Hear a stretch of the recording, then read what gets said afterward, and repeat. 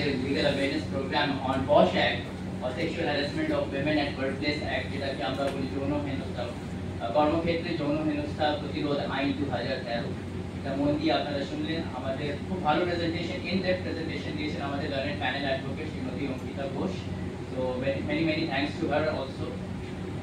যেটা দিয়ে উনি শেষ করলেন নিশ্চয়ই আপনারা ফলো করেছেন, আমি দেখছিলাম প্রথম থেকেই খুব ডিটেলে ফলো করেছেন, মন দিয়ে শুনেছেন যে যে প্রভিশনসগুলো উনি ডিসকাস করলেন পাওয়ার প্রেজেন্টেশন স্লাইডসের মারফত। তো যেটা উনি শেষ করার সময় বললেন যে টার্গেটেড যারা আমাদের মহিলা হচ্ছেন, যারা যে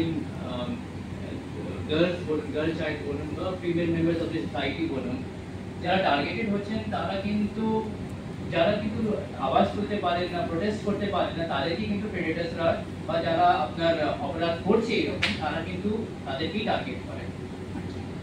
তো এর পেছনে কিন্তু একটা সাইকোলজিক্যাল অ্যাসপেক্টও রয়েছে। যেহেতু আপনারা মেডিকেল ফিল্ড থেকে যুক্ত আছেন, মেডিকেল প্রফেশন থেকে যুক্ত আছেন, there is a psychological reason behind it. What is that psychological reason? মানে এই সাইকোলজিক্যাল কজটা কি আছে?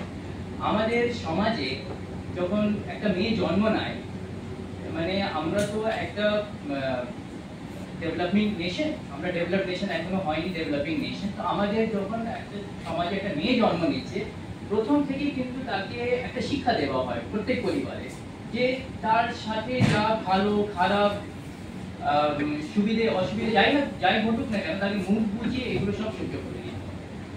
ফর এক্সাম্পল আমি বলবো কি, যেরকম ধরুন একটা বাচ্চা মেয়েকে একটা স্কুলে অ্যাডমিশন করানো হলো, সাথে সাথে তার হয়তো একটা দাদা রয়েছে, তার দাদারও অ্যাডমিশন করানো হলো। But what do we see, আমরা কি দেখতে পাই? বেশিরভাগ ক্ষেত্রে কিন্তু দাদার যা যা বইপত্র রিকোয়ারমেন্ট আছে পড়াশোনার ক্ষেত্রে সবকিছু কিন্তু তার বাবা তাকে কিনে দিচ্ছে, খাতা কলম ইত্যাদি সবকিছু। বাট মেয়ের ক্ষেত্রে দেখা যায় কি অনেক বই খাতা হয়তো কিনেই দেওয়া হয়।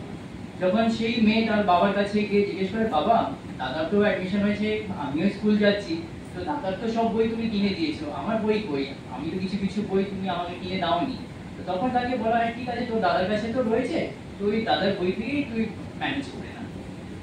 এবার এই মেয়ে যখন তার পড়াশোনা কমপ্লিট করে যখন 18+ মেজর হলো, সবালিকাও হলো, বিয়ে দেওয়ার মতো তার বয়স হলো, তো তখন তার আবার ইচ্ছে অনিচ্ছে কিছু না জিজ্ঞেস করে তার বিয়ে দিয়ে দেওয়া হলো। এবার যখন উনি সংসার করতে শুরু করলেন, কিছুদিন পরে দেখা গেল কি ওখানে পণের দাবি করে ওনার স্বামী, ওনার শ্বশুর বাড়ির লোক ওনার অত্যাচার করতে শুরু। যেহেতু ট্রেনিং ছোটবেলা থেকেই দেওয়া হয়েছে যে মেনে নিতে হবে, ওখানে উনি কিন্তু চেষ্টা করেন যে মেনে নি, হয়তো এটা কিছুদিন পরে বন্ধ হয়ে যাবে, কিন্তু উল্টো হয়, দেখা যায় যে এই অত্যাচারের মাত্রা কিন্তু দিনের পর দিন বাড়তেই থাকে। তো হোয়াট ইজ দ্য রেজাল্ট? তারপরে উনি যখন সহ্য করতে পারছেন না, তখন আলটিমেটলি উনি ওনার বাবার বাড়িতে জানাচ্ছেন, ফোন করে হোক বা বাবার বাড়িতে গিয়ে হোক, উনি জানাচ্ছেন যে এরকম আমার সাথে ঘটছে, আমি আর সহ্য করতে পারছি।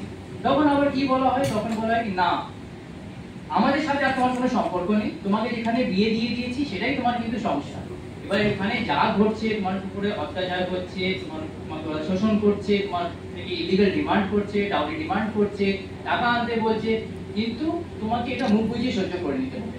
আমরা কিন্তু এই টাকার দাবিটা পুরো করতে পারবো না, আর তোমাকে আমাদের বাড়িতে কিন্তু আশ্রয় দিতে পারবো না। তোমাকে কিন্তু এই ডিমান্ডটা কিন্তু সহ্য, তোমাকে এই টর্চারটা কিন্তু সহ্য করে যেতে হবে, তোমার সংসার যেভাবে হোক করতে হবে। তো ফলে যে ট্রেনিংটা ছোটবেলায় সে পেয়েছিল, সে যখন মেজর হয়ে গেল, যে সে যখন মেজরিটি প্রাপ্ত করলো, সে যখন সবয়সী হলো, তো তখনও কিন্তু সেম ট্রেনিংটা কিন্তু আমরা তাকে দিচ্ছি।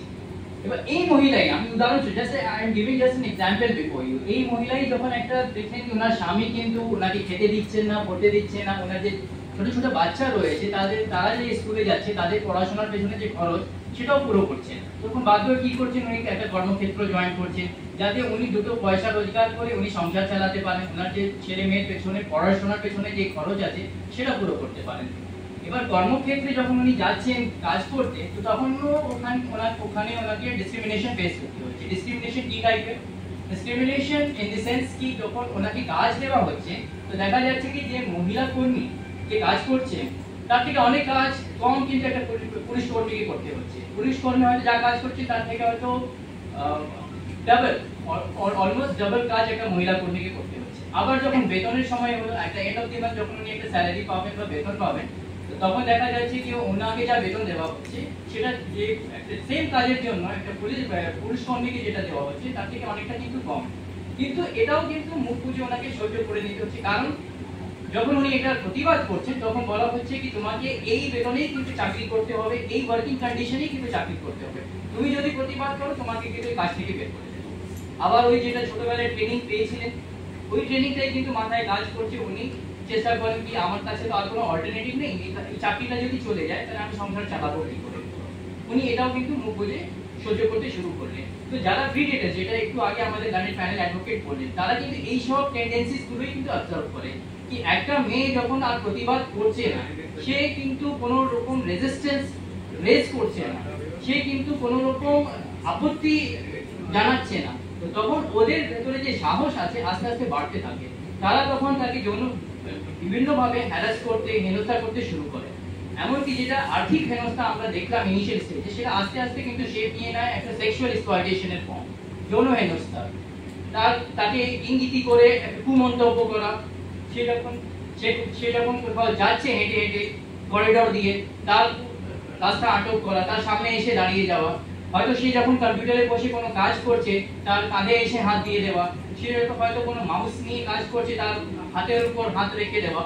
তো এইরকম কিন্তু হেনস্থা আস্তে আস্তে করতে, হ্যারাসমেন্ট আস্তে আস্তে করতে শুরু করে।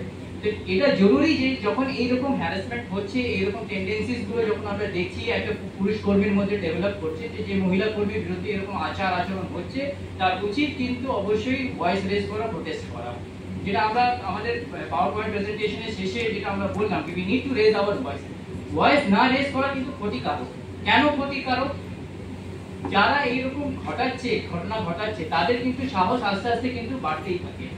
এখন তারা কিন্তু ইনডাইরেক্ট ফর্ম অফ সেক্সুয়াল হ্যারাসমেন্টে আপনাকে স্বীকার করছে, পরবর্তীতে গিয়ে কিন্তু এরা যেহেতু সাহস পেয়ে গেছে, বুঝে গেছে যে that you are a good girl, to take the word of this life, that you are a good girl, আপনি একজন ভালো মেয়ে, আপনি কিন্তু রেজিস্ট করেন না, আপনি প্রতিবাদ করেন না, এর অ্যাডভান্টেজ নিয়ে কিন্তু এরা বড় রকম কোনো ঘটনা আপনার সাথে ঘটানোর কিন্তু প্ল্যানিং করতে থাকে। What is the result? Result কি হয় যেটা আমরা আরজি কলের কেসে দেখলাম কিছুদিন আগে, যেটা পূর্ব মেদিনীপুর আমাদের মেডিকেল এস্টাবলিশমেন্টে যেহেতু এই ক্যাম্পটা হচ্ছে, তাই আমি medical establishment related, yes, and very recently Durgapur IQ সিটিতে একটা ইনসিডেন্ট আমরা খবরের কাগজে পেলাম। So we need to raise our voice. আমাদের প্রয়োজন আছে যে আমরা কিন্তু আমাদের আওয়াজ তুলি। আওয়াজ না তুললে কিন্তু দিনের পর দিন যেটা আমরা পেপারে দেখছি, সোশ্যাল মিডিয়াতে দেখছি, টিভি নিউজে দেখছি, যে মহিলাদের প্রতি যে অপরাধের যে সংখ্যা আছে কিন্তু বাড়ছে, এটা বেড়েই যাচ্ছে। আমাদের আইন আমরা আনছি, আমাদের যে পুলিশ প্রশাসনের ব্যবস্থা ওটাকেও আমরা আরো ডিলিজেন্ট করার চেষ্টা করছি, তা সত্ত্বেও কিন্তু যে আমরা অবজার্ভ করতে পারছি at the end of the day, সেটা হচ্ছে যে কিন্তু rate of crime is increasing. তো ফলস্বরূপ যেটা দরকার সেটা হচ্ছে কি আমাদের সুরক্ষার জন্য আমাদেরকেই কিন্তু পদক্ষেপ নিতে হবে। আর সেই পদক্ষেপ আমরা কখন নিতে পারবো? যখন আমরা আওয়াজ তুলবো। আইন রয়েছে, কিন্তু যতক্ষণ আমরা আওয়াজ না তুলি ততক্ষণ কিন্তু আমাদের পাশে আইন বা শাসন বা প্রশাসন ব্যবস্থা বা পুলিশ প্রশাসন দাঁড়াতে পারবে না। We have to raise our voice, identify the predators and get them punished.